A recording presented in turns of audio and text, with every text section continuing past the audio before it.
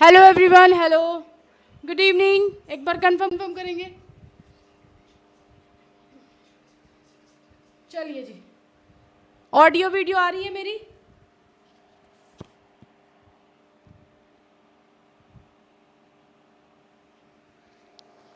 Hello, good evening, good evening. कैसे हैं आप सब? आई होप आप सब बहुत अच्छे होंगे। और 2 यूनिट हमारी इंपॉर्टेंट क्वेश्चन की कंप्लीट हो चुकी है। नेक्स्ट अब हम आए हैं 3rd यूनिट पे। तो 3rd यूनिट आज हम शुरू करने वाले हैं। अगर कोई बच्चा यहाँ फर्स्ट सेमेस्टर का है तो उनके लिए मैं बता दूँ, फर्स्ट सेमेस्टर की लाइव क्लासेस 25 जुलाई से चलने वाली है। मींस परसों से लाइव क्लास होने वाली है एप्लीकेशन पर। तो जितने भी बच्चों ने बैचेस परचेज किए हुए हैं तो टाइम से लाइव अटेंड कर लेना, और जिसने बैच परचेज नहीं किया है तो जाओ ऐप डाउनलोड करो और वहाँ से बैच परचेज करो और लाइव में जरूर जुड़िएगा, ठीक है? क्योंकि वहाँ पे टाइम टेबल अपलोड हो चुका है। कब कौन सी लाइव क्लास होने वाली है वो आपको मालूम वहीं से ही चलेगा।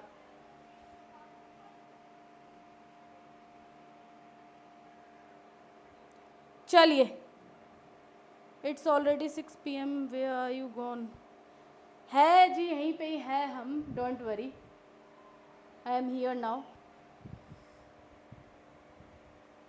चलो जी, फिर से स्टार्ट करते हैं। मेरा फ़ोन शायद हैंग कर रहा है या मेरी वीडियो हैंग कर रही है। एक सेकंड, मुझे ही देखना पड़ेगा। हेलो हेलो हेलो, चलिए ठीक है, ऑल डन।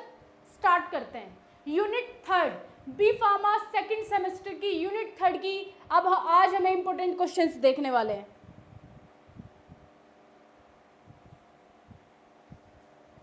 आ जाओ सब बच्चे, स्टार्ट करते हैं यूनिट 3rd के इंपॉर्टेंट क्वेश्चन।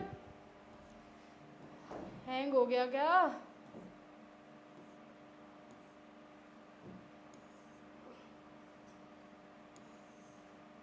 चलिए, आज ये ऐसे ओपन होने वाला है। लीजिए, आपके unit 3rd important question is here. तो यूनिट 3rd में आपके 2 टॉपिक्स हैं। एक है आपका यूरेन सिस्टम और एक है आपका 2 मार्क्स के क्वेश्चंस पे आते हैं। अगर 2 नंबर के क्वेश्चन पूछ रहा है तो आपको ये 5 क्वेश्चंस तैयार करने हैं। क्वेश्चन नंबर फर्स्ट क्या है? Explain the function of kidney. Kidney के फंक्शन को एक्सप्लेन करना है। नेक्स्ट क्वेश्चन है explain the function of urinary tract. Urinary tract के फंक्शन को एक्सप्लेन करना है। Next question, what is the artificial respiration. Artificial respiration क्या है? नेक्स्ट क्वेश्चन है define lungs volume. Next question, explain the role of RAS in kidney. तो ये 5 question अगर 2 नंबर में पूछ रहे हैं तो कितना लिखना है? आगे पढ़ेंगे ही। पहले आ जाओ सब लोग, आ जाओ जल्दी जल्दी, बहुत ज़्यादा गर्मी लग रही है। नेक्स्ट है, अगर 7 मार्क्स के इंपॉर्टेंट क्वेश्चंस हैं तो पहला क्वेश्चन क्या है? Write a short note on physiology of urine formation. Next है define RAS system. Next, write down the mechanism of respiration. Next question is explain the role of kidney in acid base balance. Next question, explain regulation of respiration. तो एक session जब हमारे important question खत्म हो जाएंगे तो all units की हम डायग्राम्स बनाने आप लोग को सिखाने वाले हैं। तो एक लेक्चर हम रखेंगे कि सारे यूनिट्स के डायग्राम जल्दी जल्दी कैसे बनाएं। तो आप लोग तैयार हो उस चीज़ के लिए? तो जैसे ही हमारे इंपॉर्टेंट क्वेश्चन खत्म होते हैं तो आपको मालूम है हमारी मैराथन क्लास होने वाली है। 2 अगस्त को मेरी मैराथन क्लास है, तो उसके लिए रेडी रहना। 2 अगस्त को मैराथन क्लास आपने ज्वाइन करनी है। ओके बच्चे, चलो 10 मार्क्स में अगर क्वेश्चन पूछता है तो ये 2 क्वेश्चन इस यूनिट से इंपॉर्टेंट है। पहला question, explain the anatomy of respiratory system and explain its function also. Next question है define anatomy of urinary tract with special reference to anatomy of kidney and nephrons. तो ये आपके 3rd unit के important questions हैं। देखो exam पास है, अगर आपने ये इंपॉर्टेंट क्वेश्चंस ही कवर कर लिए ना 100 पर, अगर अच्छे से कवर किए, ये नहीं कि बस हवाबाजी में आपने बस याद कर लिया, अगले ही क्षण भूल गए और बस पेपर में जाके अपनी मर्जी से कुछ भी लिखे आए, ऐसे नहीं चलने वाला। इनको जो बच्चे हमारे मास्टर कोर्स में ज्वाइन है, शायद वो पहले दिन से ही, आई होप पहले दिन से क्लासेस ले रहे हैं और उनको सिर्फ रिवीजन करने का ये टाइम है। क्वेश्चन पढ़ लो, एकदम दिमाग में क्लिक हो जाना चाहिए कि ये क्वेश्चन उस जगह से लिया, मतलब उसका पार्ट है, उस टॉपिक का पार्ट है। बस ये रिवीजन का टाइम है। यहाँ ये टाइम नहीं है कि डायरेक्ट आए, कभी पूरे सेमेस्टर कुछ पढ़ाई नहीं करी, अब आए ये इंपॉर्टेंट क्वेश्चन देख लेंगे, पढ़ लेंगे, बस पास हो जाएंगे। ज़्यादातर फार्मेसी में मुझे लगता है वही बच्चे हैं, दिल से जो फार्मेसी कर रहे होंगे वो सिर्फ 10% है। 100% उसे लिखवा लो, मात्र 10% बच्चे ऐसे हैं जो दिल से फार्मेसी कर रहे हैं, नहीं तो एग्जाम से 2 दिन पहले वाले बच्चे। अब यूट्यूब पे 2-2 हज़ार व्यूज़ क्यों आ रहे हैं? इंपॉर्टेंट क्वेश्चन वाली वीडियोस पे 2-2 हज़ार बच्चे देख रहे हैं। अब भाई जब डेली लाइव क्लास चल रही थी, जब कहाँ थे? जब 100, 150, 200 बच्चे देख रहे थे, जब तो मोस्ट इम्पोर्टेंट कंप्लीट एक्सप्लेनेशन आप लोग के लिए हो रहा था चैनल पे। लेकिन फ्री की वैल्यू सच्ची में नहीं होती, इसलिए कोर्स के प्राइस रखने पड़ते हैं, इसलिए कोर्स बनाने पड़ते हैं। भाई खुद फाइनेंशियल मजबूत तो होना ही पड़ता है, ठीक है, हम ये चीज़ एग्री करते हैं, मानते हैं कि बीएसवी फार्मेसी पैसा कमा रहा है, लेकिन बीएसवी फार्मेसी पैसा कमाने के साथ साथ आपको उससे 3 गुना कंटेंट प्रोवाइड करवा रहा है। लेकिन अगर आप उसका यूज़ ही नहीं करोगे तो बीएसवी फार्मेसी भी आपके लिए बेकार है और अदर प्लेटफॉर्म भी बेकार है, क्योंकि आप फिर वो वाले बच्चे कहलाओगे कि कहीं फ्री का कुछ मिल जाए, उठा लिया वहाँ से, हो गए पास, बस कहानी खत्म, चिल, बस पास वाले बच्चे हो आप लोग। अगर ये माइंडसेट बना के चल रहे हो कि इंपॉर्टेंट क्वेश्चन पढ़ लेंगे हो जाएगी नैया पार, बस भैया फ्यूचर आपके हाथ में है, आपने जैसा बनाना है वैसा आपका फ्यूचर बनेगा। फिर बाद में रोना मत कि मुझे 8,000 की नौकरी मिल गई, मुझे 10,000 की नौकरी मिल गई। जब ये इंपॉर्टेंट क्वेश्चन पढ़ के जाओगे ना आप लोग, सिर्फ उन बच्चों के लिए जिन्होंने कभी पढ़ा नहीं, और जो पढ़ रहे हैं उनके लिए तो बहुत अच्छी बात है, क्योंकि भाई वो टॉप करने वाले हैं।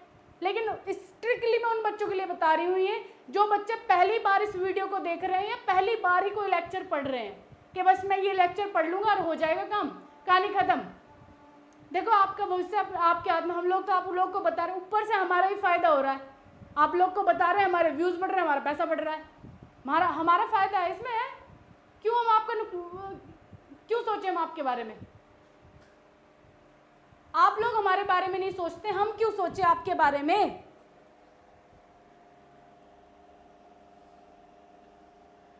फिर बाद में रोते मत बैठना कि मैम सर मुझे तो 8,000 की नौकरी मिली है, अब मेरा घर कैसे चलेगा, मैं कैसे चलूँगा आगे। अगर अभी तो आप फर्स्ट सेमेस्टर सेकंड में हो, पूरा सेमेस्टर्स बाकी हैं अभी से मेंटलिटी इस चीज़ की बना ली, निठल्लेपनों की बना ली है कि सेमेस्टर्स में जाके तो अय्याशी करनी है, मुझे गर्लफ्रेंड पटाना है, मुझे बॉयफ्रेंड पटाना है, बस इसमें लगे रहते होंगे पूरे सेमेस्टर्स में।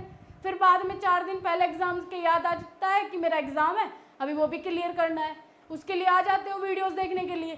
सच्चाई बता रहे हो, चैनल अनसब्सक्राइब करना है बिल्कुल बेशक कर दो कि मैम ने तो आज पता नहीं क्या सुना दिया, लेकिन जो सच्चाई है उस पर बात। हम बहुत ज़्यादा सीरियसली हम आप लोग के लिए इतनी ज़्यादा मेहनत करते हैं और उसका रिस्पॉन्स 0/सन्नाटा है, तो हमें क्यों दुख नहीं होगा? हम कहीं से अंतर्यामी तो है नहीं, ना ही हम कोई जादू मंत्र है हम अपने दिमाग में घुसा के यहाँ टीप के ले आए आप लोग के लिए। भाई एक पढ़ाना भी कला होता है, आप लोग के लिए क्वेश्चंस प्रिपेयर करना, कई घंटे तक पहले पढ़ना खुद। अगर हम यहाँ पर बाय फेस आपके सामने हैं, अगर मुंह से कुछ गलत वर्ड भी निकल गया, क्योंकि हम एजुकेशन प्रोवाइड करवा रहे हैं, गलत कुछ भी पढ़ाया तो मतलब हम गलत टीचर है, इसलिए हर चीज़ सोच समझ के बोलनी पड़ती है। लेकिन उसका आपको कोई भी वैल्यू नहीं है, क्योंकि आपको पढ़ना ही नहीं होता। यार कहाँ का टॉपिक कहाँ पहुँचा दिया, चलो छोड़ो, आयो पढ़ने पढ़ो।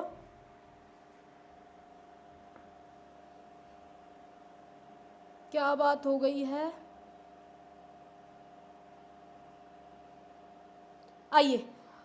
और आई होप हमारे सारे बच्चों ने आज की जो निकिता मैम की मैराथन क्लास हुई थी वो अटेंड करी होगी। कितने बच्चों ने मैराथन क्लास अटेंड करी है? एक बार यस लिख के बोल भेजेंगे मुझे। कितने बच्चों ने मैराथन क्लास अटेंड करी है? जल्दी फास्ट, यस एंड नो लिख के भेजेंगे।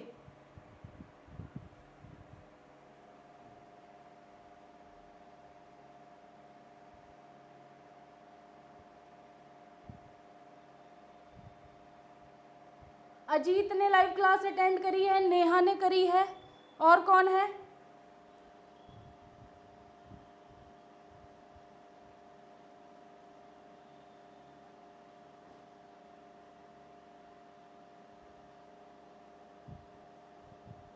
यस, चलो बहुत अच्छी बात है।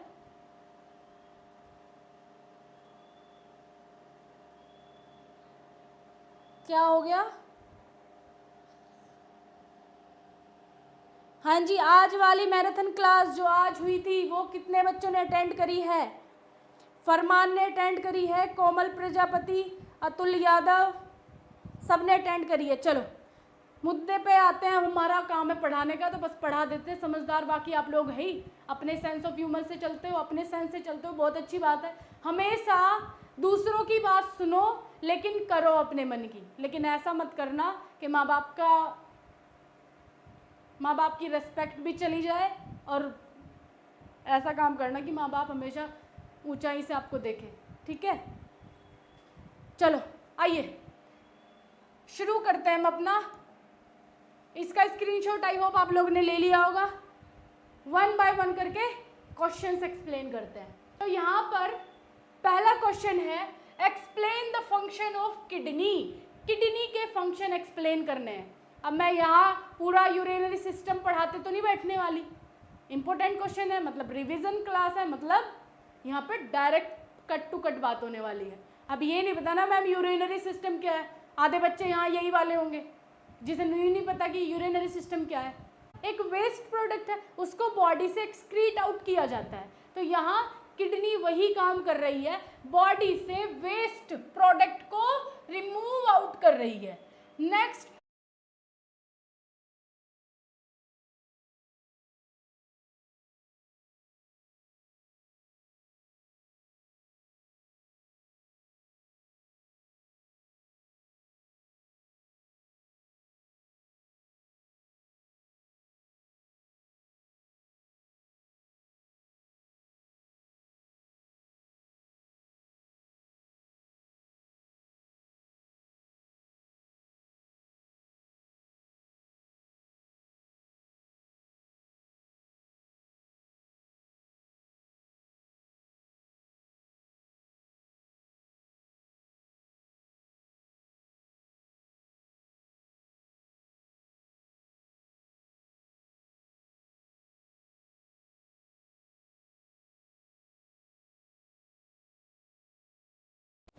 हेलो हेलो हेलो,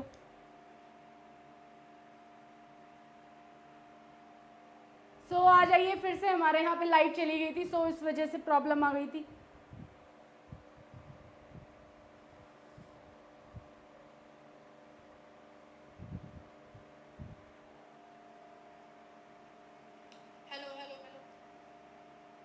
चलिए स्टार्ट करूँ फिर से। क्वेश्चन है हमारा first, explain the function of kidney. Kidney का क्या काम है? किडनी का काम है फिल्ट्रेशन करना।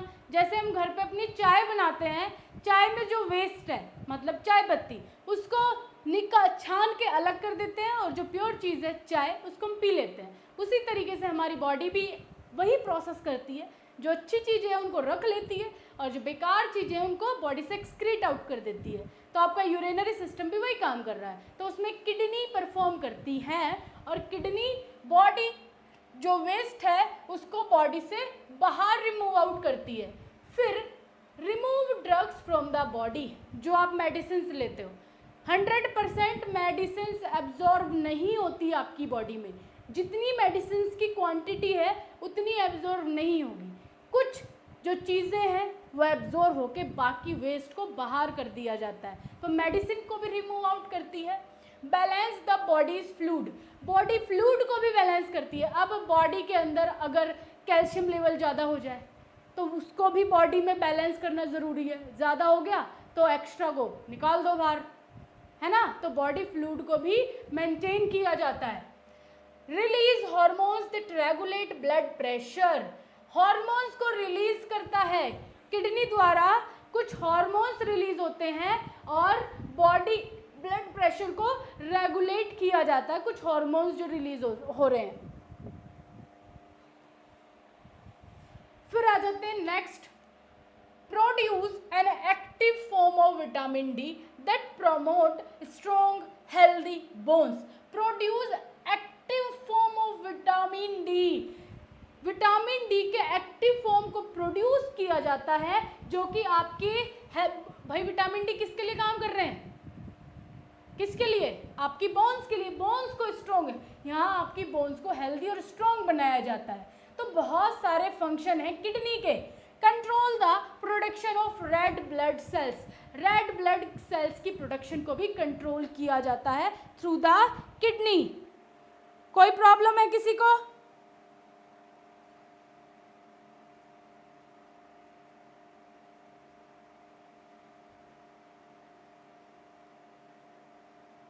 आ जाओ, नेक्स्ट क्वेश्चन है, explain the function of urinary tract, urinary tract को एक्सप्लेन करना है। तो urinary tract is the body's drainage system from removing urine which is made up of waste and extra fluid. तो urinary track क्या है भाई, urinary system एक complete system है जिसमें किडनी भी आ रही है, यूरेटर भी आ रहा है, यूरिनरी ब्लैडर भी आ रहा है। तो अब इसमें पूछ रहे हैं कि यूरिनरी ट्रैक क्या है, यूरिनरी ट्रैक का क्या फंक्शन है। तो यूरिनरी ट्रैक मतलब जो आपका यूरेटर, यूरिनरी ब्लैडर, फिर एनस, उसके थ्रू वेस्ट मटेरियल बॉडी से एक्सक्रीट आउट हो रहा है। तो यूरिनरी ट्रैक एक तरीके से रास्ता है ना।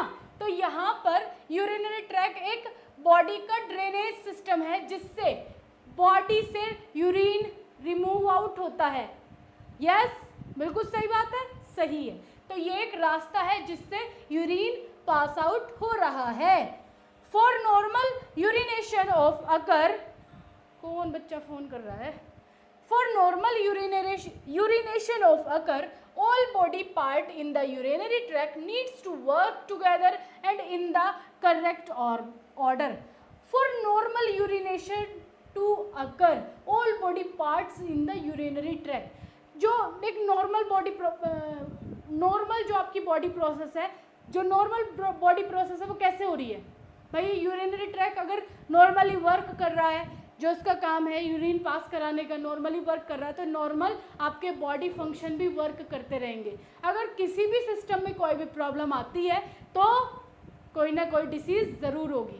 किडनी में स्टोन हो जाता है तो किडनी बहुत ज़्यादा पेन करती है, फिल्ट्रेशन में भी प्रॉब्लम हो रही है। तो ये क्या है, किडनी की कुछ प्रॉब्लम्स हैं, कुछ डिसीजेज आप इनको मान सकते हैं। The urinary tract include 2 kidney, 2 ureter, a bladder, a urethra. तो ये यूरिनरी ट्रैक के पूरे पार्ट्स हैं। अगर आपने डायग्राम बनाना आता है तो आपको पता होगा यूरेटर क्या है, ब्लैडर क्या है, यूरेटर्स क्या है, यूरेथ्रा क्या है, किडनी क्या है। बनाए होंगे डायग्राम्स तो पता होगा। आगे चलूं, आगे चलते हैं। सेकंड थर्ड पे आ जाते हैं। What is the artificial respiration, artificial respiration क्या है भाई। अब हम नॉर्मली सांस ले पा रहे हैं, रेस्पायरेशन मतलब सांस लेना और सांस छोड़ना, लेना और छोड़ना रेस्पायरेशन कहलाता है, मतलब गैस एक्सचेंज प्रोसेस। तो यहाँ आर्टिफिशियल रेस्पायरेशन में हम नॉर्मली सांस लेते हैं और छोड़ते हैं, इसमें हम नॉर्मली नहीं कर पाते, इसलिए हमें कुछ आर्टिफिशियल इंस्ट्रूमेंट की ज़रूरत पड़ती है। बाहर से सांस लेने की ज़रूरत पड़ती है तो उसके लिए कुछ इंस्ट्रूमेंट होते हैं जो हमें बाहर से क्या करते हैं, रेस्पायरेशन करवाते हैं। कुछ इंस्ट्रूमेंट भी हो सकते हैं और कुछ प्रोसेस भी होती है जिसके थ्रू आर्टिफिशियल रेस्पायरेशन दिया जाता है। The process of helping a person who has stop breathing being to breathe again, usually by blowing into his or her mouth or nose. तो आर्टिफिशियल रेस्पायरेशन एक ऐसी प्रोसेस है जिसमें किसी भी पर्सन को जो सांस ले नहीं पा रहा है तो उसको सांस दिलाने की कोशिश की जाती है through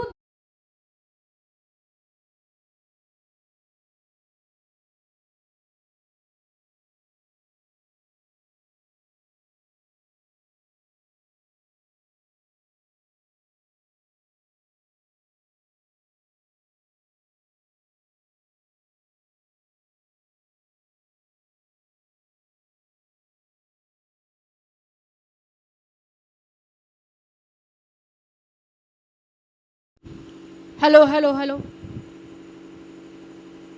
hello everyone.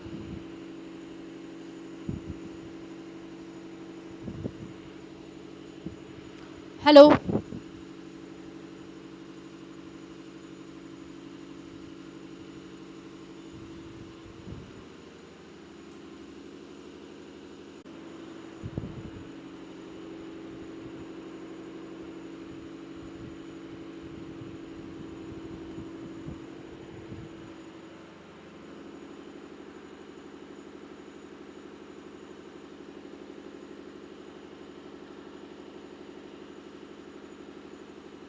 Hello hello hello hello everyone, आ जाइए back to the work.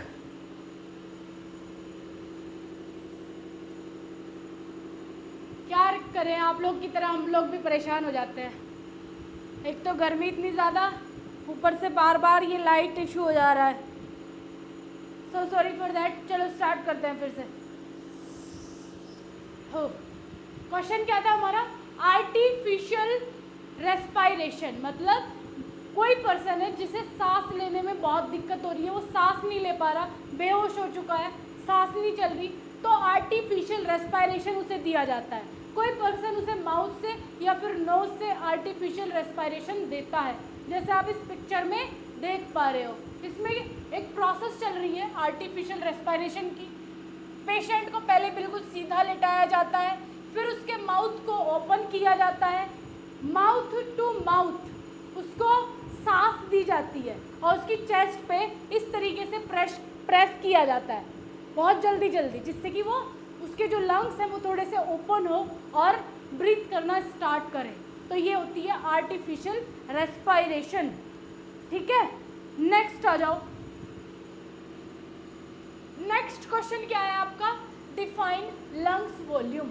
Lungs volume define करनी है, आ जाइए। लंग्स कैपेसिटी और total lungs capacity TLC is the volume of air in the lungs upon the maximum effort of inspiration. Lungs capacity और total lungs capacity, इसको हम TLC बोलते हैं। Lungs की कैपेसिटी कितनी है सांस लेने की या रेस्पायरेशन करने की, तो वो क्या है? TLC, total lung capacity. Total lungs की कैपेसिटी कितनी है? Is the volume of air in the lungs. Lungs के अंदर एयर की कितनी वॉल्यूम है upon the maximum effort of inspiration. हमने भाई कितनी भी कोशिश कर लो, आप जितनी भी सांस ले रहे हैं, इंस्पायरेशन मतलब सांस अंदर कर रहे हैं, तो कितना वॉल्यूम एयर का आपके लंग्स में प्रेजेंट है वो हमें बताना है। ओके, आ जाओ। अमंग यहाँ पे एक वॉल्यूम दी गई है, टाइडल वॉल्यूम। टाइडल वॉल्यूम का मतलब क्या है? Volume that enter and leave with each breath from normal quiet inspiration to normal quiet expiration. हम नॉर्मल इंस्पायरेशन मतलब सांस ले रहे हैं और सांस छोड़ रहे हैं, उसको हम क्या बोलते हैं? Tidal volume. कितनी वॉल्यूम में हम सांस अंदर ले रहे हैं और सांस अंदर छोड़ रहे हैं। तो यहाँ पर एवरेज लिखा हुआ है 0.5 लीटर और यहाँ एवरेज है inspiratory reserve volume, extra volume that can be inspired about the tidal volume from normal quiet inspiration to maximum inspiration. 2.5 litre 2.5 litre inspiratory reserve volume होती है। ये कभी भी एक्सपायरेशन मतलब ये कभी भी लंग्स से बाहर नहीं आती, इतनी वॉल्यूम लंग्स के अंदर रहती है। बात समझ में आ रही है आपको, नहीं आ रही?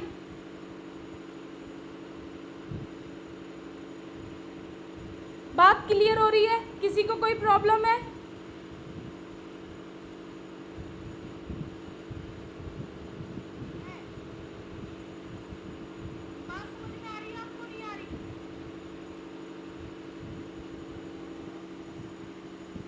चलो नेक्स्ट क्वेश्चन पे चलते हैं। नेक्स्ट क्वेश्चन है आपका, explain the role of RAS in kidney. Kidney के अंदर RAS का क्या मीनिंग होता है? तो यहाँ RAS की फुल फॉर्म क्या है? Rennin angiotensin system. तो RAS एक सिस्टम है, possess crucial function in the kidney, is the current system 6 component act through receptors। तो जो RAS सिस्टम है वो रिसेप्टर्स के बेस पर वर्क करता है। 2 एंजाइम्स रेनिन एंड प्रोपियोनिन। प्रोपियोनिन communicate with the renin and prorenin receptor to produce 4 peptide, angiotensin 2, angiotensin 1 to 7, angiotensin 3, angiotensin 4। तो यहाँ पर कुछ एंजाइम्स रिलीज होते हैं जो है रेनिन और प्रोरेनिन। तो ये आपस में कम्युनिकेट करके कुछ रिसेप्टर प्रोड्यूस करते हैं। तो उन रिसेप्टर्स को क्या बोलते हैं? 4 पेप्टाइड्स। 4 पेप्टाइड्स, इन रिसेप्टर्स ने 4 पेप्टाइड्स रिलीज करे। इन पेप्टाइड्स का नाम है angiotensin 2, angiotensin 1 to 7, angiotensin 3, angiotensin 4। In addition to regulating blood pressure, angiotensin 2 alter glomerular filtration, fluid and electrolyte homeostasis, thus regulating blood pressure, maintaining fluid balance। तो एक तरीके से RAS system को आप ऐसा बोल सकते हो कि ये बॉडी के होम्योस्टेसिस को मेंटेन कर रहा है।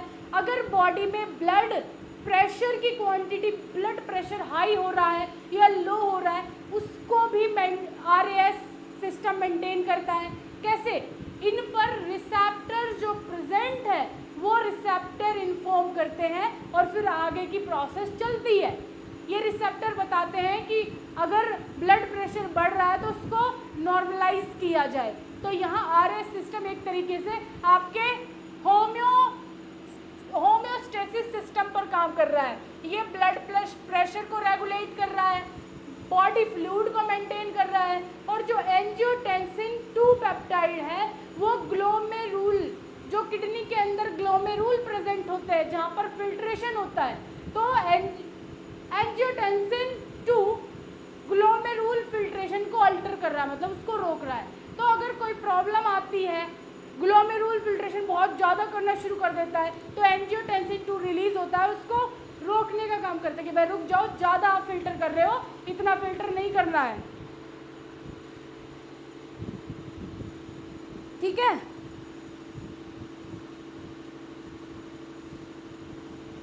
चलो अब आते हैं 7 मार्क्स के क्वेश्चन पर। 7 मार्क्स का क्वेश्चन है आपका, right a short note on physiology of urine formation. Urine formation कैसे होता है? यूरिनरी सिस्टम में भाई हम ये पढ़ रहे थे कि बॉडी के वेस्ट को एक्सक्रीट आउट किया जाता है। वेस्ट मतलब यूरिन, लेकिन ये यूरिन बन कैसे रहा है? तो क्वेश्चन हमारा यही। तो urine formation is 3 main step. Urine formation के 3 मेन स्टेप हैं। कौन कौन से हैं जी? पहला है ग्लोमेरुलर फिल्ट्रेशन, दूसरा है टिब्यूलर रीअब्जॉर्प्शन, थर्ड है टिब्यूलर सिक्रेशन। तो इन 3 प्रोसेस के थ्रू यूरिन फॉर्मेशन होता है। It comprises 95% water and 5% waste such as iron, sodium, potassium, calcium, nitrogenous waste such as keratin, urea, ammonia। तो यूरिन के अंदर क्या क्या कंपोनेंट्स प्रेजेंट है? तो यूरिन के अंदर 95% वाटर है और 5% सॉलिड। जो वेस्ट बताया गया है वो sodium, potassium, ammonia, urea, creatine, nitrogenous waste, calcium, ये सब इसके अंदर आ जाते हैं। तो यूरिन किससे मिलकर के बना हुआ है? वाटर से और इन सारे कंपोनेंट से।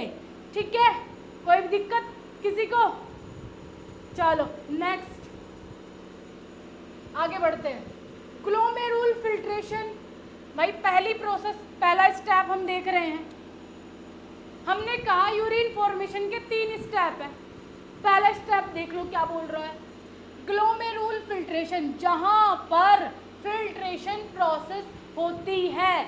एक किडनी है, ये हम किडनी का डायग्राम बना लें, और इस किडनी के अंदर पाउचेस बने हुए रहते हैं, उस पाउच के अंदर प्रेजेंट होते हैं नेफ्रॉन, और उस नेफ्रॉन के अंदर प्रेजेंट होते हैं ग्लोमेरुल्स, जहां पर फिल्ट्रेशन प्रोसेस चलती है। ये तो आपको मालूम है ना। तो ये ग्लोमेरुल फिल्ट्रेशन प्रोसेस, यहीं पर ब्लड का फिल्ट्रेशन हो रहा है। तो यहाँ यूरिन फॉर्मेशन कैसे हो रहा है भाई, स्टार्टिंग तो यहीं से ही होगी ना। जब ब्लड को फिल्टर किया जा रहा है तो प्योर ब्लड को अलग और वेस्ट को अलग किया जा रहा है। तो पहला स्टेप कहाँ पे चालू हो रहा है, ग्लोमेरुल फिल्ट्रेशन पे। Glomerular filtration occur in the glomerulus where blood is filter. तो ग्लोमेरुल्स क्या है, जहाँ पर ब्लड को फिल्टर किया जाता है, जो मैंने आपको बताया। This process occur across the 3 layer the epithelium of Bowman capsule. इस ग्लोमेरुल के ऊपर एक लेयर चढ़ी हुई होती है, उस लेयर को हम क्या बोलते हैं, उस लेयर को हम बोलते हैं Bowman capsule. The endothelium of glomerular blood vessels, यहीं पर ब्लड वेसल्स प्रेजेंट होती हैं, and membrane between these 2 layers, और इन 2 लेयर्स के बीच में एक मेम्ब्रेन प्रेजेंट होती है। तो ग्लोमेरुल के ऊपर 3 तरीके की मेम्ब्रेन हो गई। एक तरीके की जहाँ पर ब्लड वेसल्स है, ठीक है, एंडोथेलियम, एंडोथेलियम लेयर पे ब्लड वेसल्स है, दोनों के बीच में बोमेन, एक एपिथेलियम, सबसे बाहर वाली लेयर, सबसे बाहर वाली लेयर है एपिथेलियम, जहाँ बोमेन कैप्सूल प्रेजेंट है। फिर एंडोथेलियम लेयर है जहाँ पर ग्लोमेरुल ब्लड वेसल्स प्रेजेंट है। फिर इन दोनों के बीच में यहाँ एक और लेयर प्रेजेंट है। तो आप बोल सकते हो ग्लोमेरुल के ऊपर 3 लेयर प्रेजेंट है, बोल सकते हो, हाँ जी बिल्कुल बोल सकते हैं। फिर आ जाते हैं हम, blood is filter in such a way that all the constitute of the plasma reach the Bowman capsule except protein. Therefore, this process is known as ultrafiltration.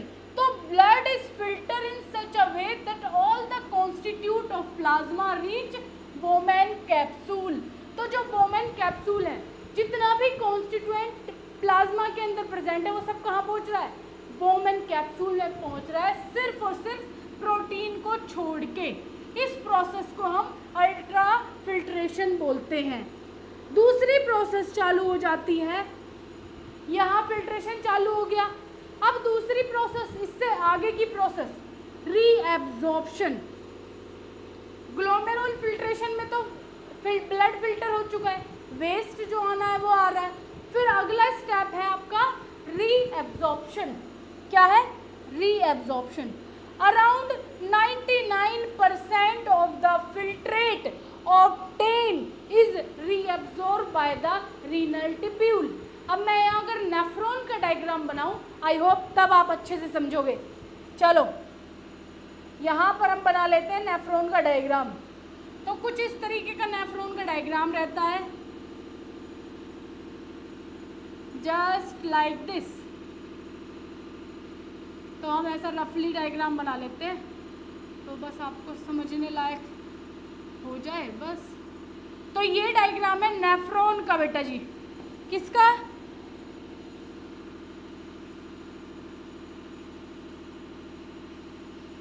Nephron. अब यहाँ नेफ्रॉन में क्या हो रहा है, अब आप बोलोगे मैम ये क्या है, बहुत सारे बच्चों को पता है, बहुत को नहीं पता है। तो जो आपकी किडनीज हैं, ये जो तो किडनी है, किडनी के अंदर जो पाउच बने हुए हैं बेटा, इस पाउच में ये नेफ्रॉन रहता है। हर एक किडनी में लाखों नेफ्रॉन्स प्रेजेंट होते हैं जहाँ पर फिल्ट्रेशन होती है। अब इसके 3 पार्ट होते हैं। पहला पार्ट ये, इसको हम क्या बोलते हैं, फिल्ट्रेशन पार्ट। किससे लिख दूं, फिल्ट्रेशन। दूसरा पार्ट है ये इसको हम क्या बोलते हैं, अभी हम यहाँ लिख देते हैं, रीनल टिब्यूल्स। और तीसरा पार्ट है ये, इसको हम बोलते हैं कलेक्टिंग डक्ट। ठीक है, कलेक्टिंग डक्ट। अब इन 3 प्रोसेस से होके ही आपका ब्लड गुजरता है और यूरिन भी यहीं से ही पास आउट होता है, यहीं से निकलता है। तो पहली प्रोसेस हमने क्या देखी, फिल्ट्रेशन प्रोसेस। फिल्ट्रेशन इस वाले हिस्से में ही रहता है आपका इस वाले पार्ट को हम क्या बोलते हैं, ये है ग्लोमेरूल। यहीं पर फिल्ट्रेशन प्रोसेस चलती है। तो पहला स्टेप हमने क्या देखा, ग्लोमेरूल में फिल्ट्रेशन हुई। अब ब्लड फिल्टर होके आगे वाले पोर्शन में पहुंचा। भाई यहाँ तो चलो फिल्ट्रेशन हो गई, अब आगे पहुंचा रीनल टिब्यूल में। रीनल टिब्यूल में क्या होता है, यहाँ होता है रीएब्जॉर्प्शन। क्या होता है, रीएब्जॉर्प्शन। अब जो दूसरा स्टेप है, जो ये रीएब्जॉर्प्शन आया है, वो यहीं से ही आया है। ठीक है, यहीं से ही आया है। Around 99% of the filtrate obtain is reabsorb by the renal tubule. Renal tubule ये, तो 99% ऑफ क्या है, फिल्ट्रेट। अब आप बोलोगे मैम ये फिल्ट्रेट क्या है, तो जब आप चाय छानते हो तो जो ऊपर वो निकल जाता है वो क्या है, वो, और जो नीचे बच जाता है वो क्या है, कमेंट में बता दो अभी मुझे। तो यहाँ पर 99% फिल्ट्रेट रीअब्जॉर्ब हो जाता है रीनल टिब्यूल के द्वारा। This is known as reabsorption. उसी को ही हम रीअब्जॉर्प्शन बोलते हैं। This is achieve by active and passive transport. तो यहाँ एक्टिव और पैसिव ट्रांसपोर्ट की जरूरत पड़ती है। अब आप बोलोगे मैम एक्टिव और पैसिव ट्रांसपोर्ट क्या है। एक्टिव का मतलब जहाँ पर एक्टिव और पैसिव ट्रांसपोर्ट, इनमें ये डिफ्यूजन प्रोसेस है। यहाँ पर एनर्जी की ज़रूरत पड़ती है एक्टिव ट्रांसपोर्ट में, और पैसिव ट्रांसपोर्ट में एनर्जी की कोई ज़रूरत नहीं पड़ती। हाँ जी, मिलियंस बेटा लाखों हो गया ना, 1 मिलियन में 10 लाख।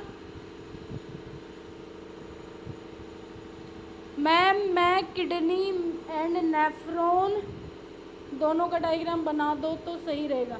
यहाँ पे नहीं बनाना, एक मैं अलग सेक्शन रखने वाली हूँ। 5 यूनिट के डायग्राम एक ही वीडियो में कंप्लीट हो जाएंगे। पहले इंपॉर्टेंट क्वेश्चन कंप्लीट कर लो, फिर उसके बाद हम डायग्राम्स का भी सीख लेंगे। ठीक है, तो उस दिन आप लोग मेरे साथ साथ बनाओगे।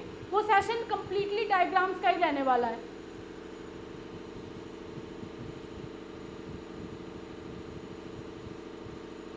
ठीक है, चलो आगे बढ़ते हैं। इतना आपने समझ लिया, इससे आगे का पार्ट समझते हैं। आ जाओ जी, सिक्रेशन।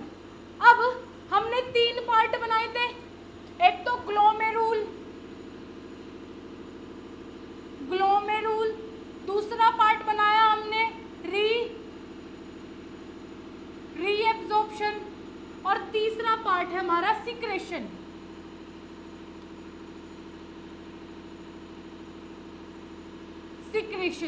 तो इन तीनों स्टेप से होके क्या बनता है, यूरिन का फॉर्मेशन होता है।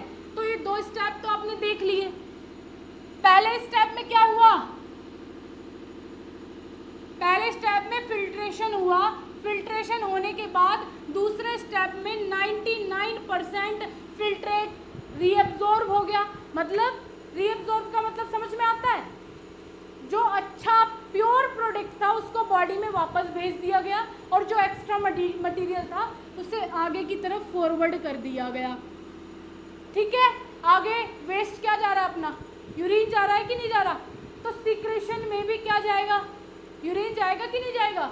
तो यहाँ पर सिक्रेशन में next step in urine formation is tubular secretion. जो हमने कलेक्टिंग डक्ट बनाया है वो क्या है, ट्यूब्यूलर सिक्रेशन। वहाँ पर यूरिन आगे की तरफ ट्यूब्यूलर सिक्रेशन की तरफ पहुँचता है। Tubular sales secret substances like hydrogen ions, potassium ions into filtrate.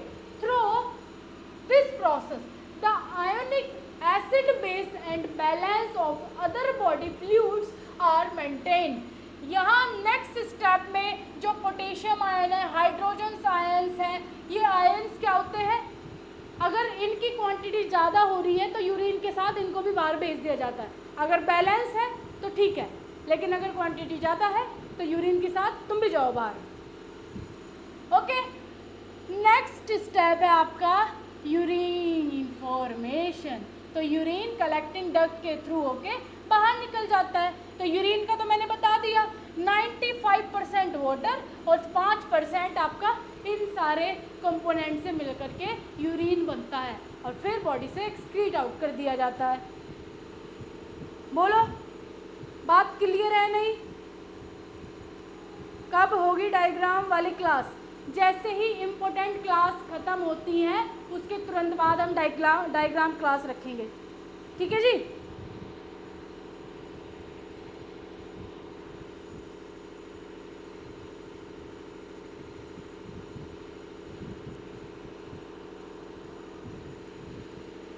चलिए, तो ये बाकी का आप समझ लीजिएगा इस तरीके से. ये है आपका एक नेफ्रॉन का डायग्राम और ये आपका कंप्लीट प्रोसेस. ग्लोमेरुल, दूसरा प्रॉक्सिमल कॉन्वोल्यूटेड ट्यूब्यूल. ओहो, इन प्रोसेस को आप पढ़ के ये डायग्राम आप बना लीजिएगा. इस तरीके का नेफ्रॉन का डायग्राम रहता है. ये यहाँ पे फिल्ट्रेशन हो रही है, इस ट्यूब्यूल में रीअब्जॉर्प्शन हो रहा है और यहाँ यूरिन को कलेक्ट कर लिया जा रहा है. बस 3 पार्ट याद रखने हैं, ज़्यादा याद रखने की ज़रूरत नहीं है. आओ आगे पढ़ लोगे ये सब कुछ. नेक्स्ट क्वेश्चन पे चलते हैं हम. ज़्यादा क्वेश्चन है आज, ज़्यादा क्वेश्चन नहीं कराने वाले. नेक्स्ट क्वेश्चन है आपका सेकंड, डिफाइन आरएएस सिस्टम. भाई आरएएस सिस्टम मैंने थोड़ा सा वहाँ बताया था. ये होम्योस्टेसिस को मेंटेन कर रहा है, बॉडी के ब्लड प्रेशर को मेंटेन कर रहा है, बॉडी फ्लूइड को मेंटेन कर रहा है. ये एक सिस्टम है जो कि आपके ब्लड लेवल, ब्लड प्रेशर कितना है उन सबको मेंटेन करके रख रहा है. तो यहाँ एक लंबी राम कहानी लिखी हुई है. Renin angiotensin system, full form क्या है इसकी? Renin angiotensin system. एक is a physiological hormone system. ये एक फिजियोलॉजिकल हार्मोन सिस्टम है involve in the regulation of arterial blood pressure and plasma sodium concentration. ये क्या है? इसके अंदर ये एक हार्मोन सिस्टम है और इसमें regulation of arterial blood pressure and plasma sodium concentration.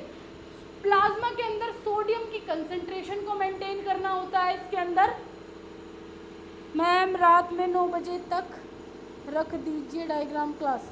नहीं, आज नहीं रख सकते हैं बेटा, आज नहीं रख पाएंगे.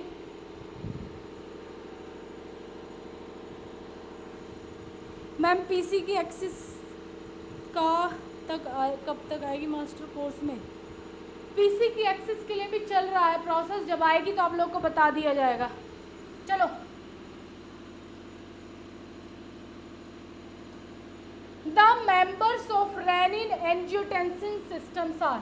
तो renin angiotensin system RAS system के अंदर renin angiotensin 1, angiotensin 2, angiotensin converting enzymes. तो ये सारे पार्ट्स इसके रहते हैं. तो ये कहाँ से रिलीज हो रहे हैं? Vascular endothelium has enzyme called angiotensin transforming enzymes that separate 2 amino acids and form angiotensin 2. Angiotensin 2 and other tissues in the body including the brain and heart also form angiotensin 2. तो angiotensin 2 बनता कैसे है? ये 2 enzymes को, 2 amino acids को separate करके angiotensin 2 को बनाया जाता है. 2 अमाइनो एसिड्स को सेपरेट करके एंजियोटेंसिन 2 बनता है. First sem important question for RGPV. बेटा आरजीपीवी के एग्ज़ाम हो चुके हैं, तो अब आप कौन सी दुनिया में से पूछ रहे हो फर्स्ट सेम के? ये बताओ मुझे. चलो आगे आ जाओ. Function of renin angiotensin system क्या फंक्शन है? Listen, build resistance vessels, hence increasing arterial pressure and systemic vascular resistance, stimulate delivery of sodium at different renal tubular sites and increase the body's water retention, stimulate the liberations of vasopressin from the posterior pituitary and increase liquid retentions by the kidney. तो ये system है, ये hormonal system है। तो hormone है तो system को कौन चला रहा है? आपका ब्रेन चला रहा है, और ब्रेन मतलब आपका पिट्यूटरी ग्लैंड। तो पिट्यूटरी ग्लैंड अगर वाटर की कंसंट्रेशन ज़्यादा हो रही है या कम हो रही है, वाटर रिटेंशन हो रहा है, तो यहाँ पिट्यूटरी ग्लैंड आरएएस सिस्टम को ऑर्डर देता है, और आरएएस सिस्टम अपने रिसेप्टर्स के थ्रू उस पर एक्ट करता है। तो ये यहाँ रिसेप्टर्स कौन से है? कौन से है? रेनिन, जल्दी बताओ आप मुझे। अगले ईयर के लिए मैम, हे भगवान, अगले ईयर के लिए अभी से पूछ लो, अगले ईयर के लिए कोर्स में अपलोड है।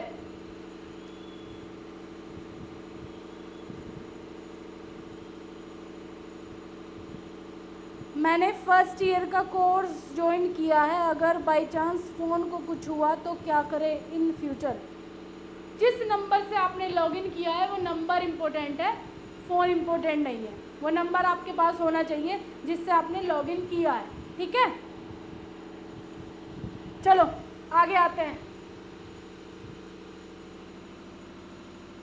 Just a second.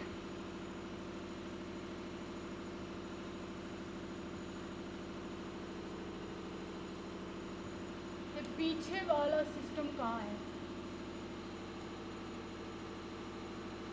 ये है आपका third question. Right down the mechanism of respiration. Respiration की क्या मैकेनिज्म है?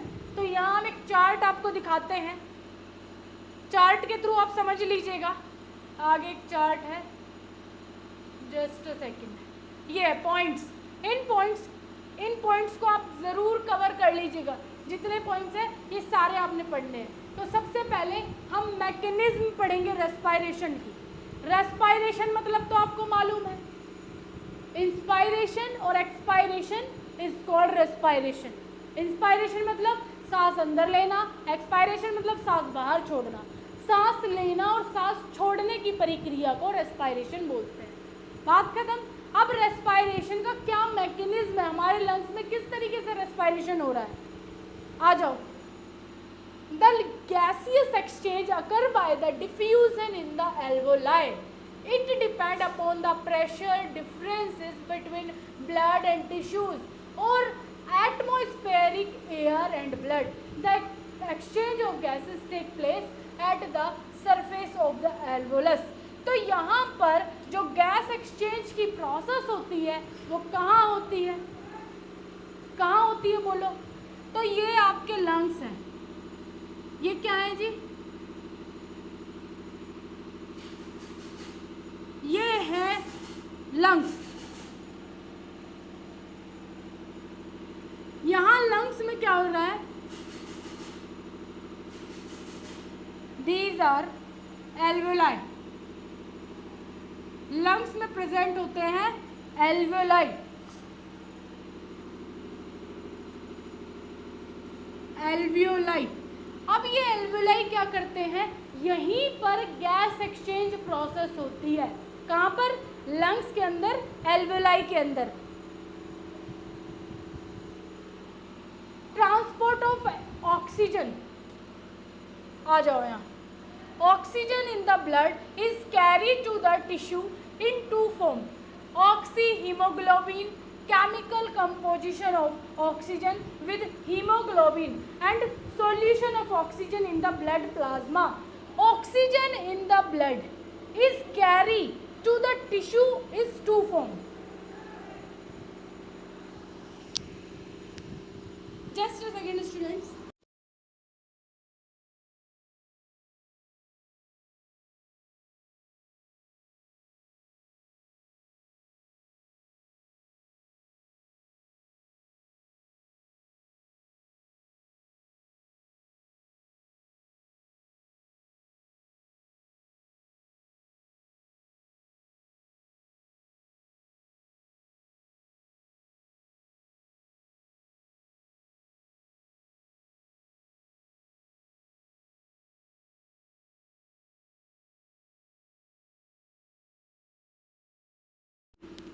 आइए चलिए वापस, मुझे लगा बाहर लड़ाई हो गई है, बहुत ज़ोर ज़ोर से आवाज़ आ रही थी। तो हम लोग कहाँ पे थे? ट्रांसपोर्ट ऑफ ऑक्सीजन पे थे हम लोग। तो यहाँ क्या होने वाला है? Oxygen in the blood is carry to the tissue in to form. जो ऑक्सीजन है वो टिश्यू तक दो फॉर्म में फॉरवर्ड करा जाता है, दो फॉर्म में दिया जाता है। Oxy haemoglobin, chemical composition of oxygen with haemoglobin and solution of oxygen in the blood plasma. Blood plasma के अंदर एक कंपाउंड होता है जिसे हम क्या बोलते हैं? हीमोग्लोबिन। ब्लड के बारे में अगर आप जानते हो तो आपको मालूम है ये क्या है? ब्लड। और ब्लड के अंदर आरबीसी प्रेजेंट होती है और आरबीसी के अंदर हीमोग्लोबिन प्रेजेंट होता है और हीमोग्लोबिन के अंदर ऑक्सीजन, ये है आपका haemoglobin. Haemoglobin oxygen carrying compound है और this is the colour pigment. Haemoglobin कहाँ पे प्रेजेंट है? आपकी आरबीसी में। क्यों? क्योंकि आरबीसी में हीमोग्लोबिन होता है, ठीक है। और ऑक्सी, ये जब ऑक्सीजन हीमोग्लोबिन से मिलता है तो उसको हम ऑक्सी हीमोग्लोबिन बोल देते हैं। कोई प्रॉब्लम है किसी को यहाँ तक? बोलो जल्दी। थोड़ा सा मैं ये दिखा दूं तो आप इनको खुद भी कन्वर्ट कर सकते हैं, खुद भी पढ़ सकते हैं। आगे चलो, बिल्कुल इजी लैंग्वेज में लिखा हुआ है। Transport of carbon di from tissue to lungs. Tissue से लंग्स, जो कार्बन डाइऑक्साइड है वो टिश्यू से लंग्स तक कैसे जा रही है? Carbon dioxide is transported by 3 mechanism. 3 mechanism के थ्रू कार्बन डाइऑक्साइड को लंग्स तक भेजा जा रहा है। क्यों भाई? कार्बन डाइऑक्साइड हमारी बॉडी के लिए हार्मफुल है, इसलिए उसको बॉडी से बाहर करना है। Some carbon di dissolve in the water to plasma to form carbonic acid. कुछ कार्बन डाइऑक्साइड वाटर के साथ डिसॉल्व हो जाती है और क्या बना लेती है? कार्बोनिक एसिड बना लेती है। तो इनको इजी, सारे पॉइंट इजी आप पढ़ लीजिएगा इनको सब, ठीक है।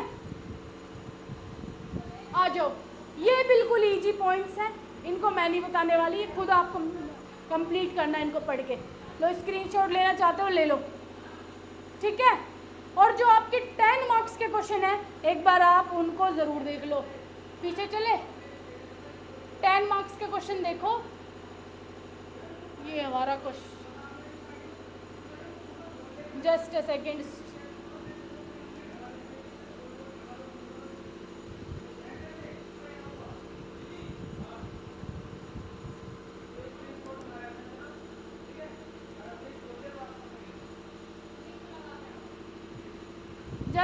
Just a second.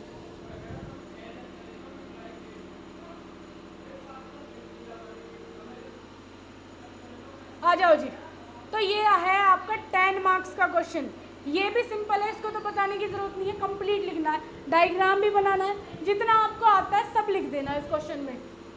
10 मार्क्स का क्वेश्चन आपका एक तो ये है, define anatomy of urinary tract with special reference to anatomy of kidney and nephron.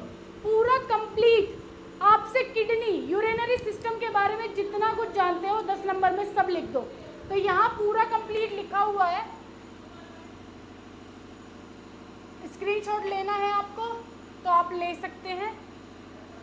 Look, जितना भी आपसे बनता हो, जितना आपको मालूम है यूरिनरी सिस्टम के बारे में सब लिख देना है। और जो बच्चे हमारे कोर्स में ज्वाइन है पूरी कंप्लीट पीडीएफ उनको मिल जाएगी। अगर आप यूट्यूब वाले बच्चे इस पीडीएफ को लेना चाहते हैं सेकंड सेमेस्टर के लिए, पेन किलर बैच ज्वाइन कर लो, सबसे सस्ता बैच है। तो उसमें सारी जितनी भी यूनिट्स हो रही हैं सबकी पीडीएफ आपको मिल जाएगी, ठीक है, सारे पीडीएफ मिल जाएंगी ये। तो आप ये परचेज कर सकते हैं course pain killer batch second semester का, जिसमें मॉडल पेपर, इंपॉर्टेंट क्वेश्चन और जो मैराथन क्लासेस होंगी उनकी भी पीडीएफ मिलेगी। पूरा कंप्लीट मैराथन क्लास की वीडियो भी मिलेगी, वो ज्वाइन कर लेना,